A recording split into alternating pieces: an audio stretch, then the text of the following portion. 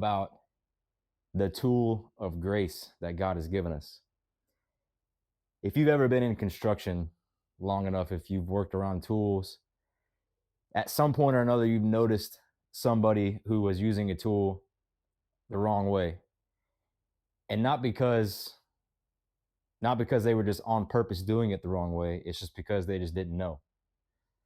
Like, for example, I remember I watched in agony as this guy was running a concrete chop saw, and he's forcing it to cut, and you can hear the belt screaming for help as he's trying to cut those couple of lines in the concrete. He didn't understand how the tool was built and how it's supposed to operate.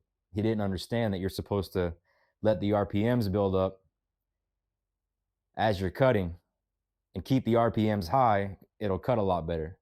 But instead, he thought by pushing on it that it would help the saw to cut better and to cut faster, which wasn't true. So I also want to compare that to grace.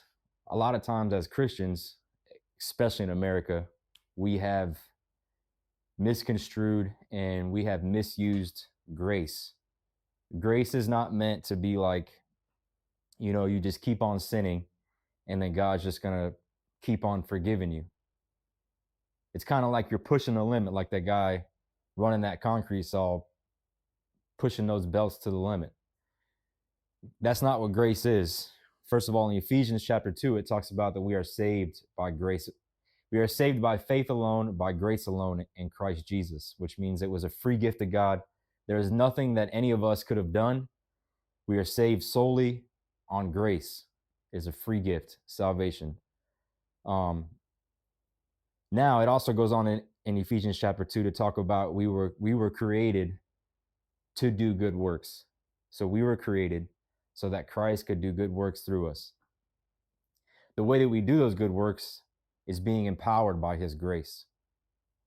So it doesn't say in Ephesians 2 that we can just keep on sinning and that God will just keep forgiving us. No, it says that we were created for good works prepared beforehand.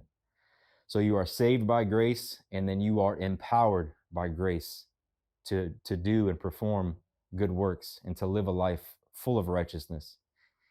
And once you come into knowledge of salvation, and once you come into relationship with Christ, it talks about in Corinthians how you become a new creation. God begins to change your heart. And in doing so, he deposits in you the desire to be righteous, the desire to do righteous things.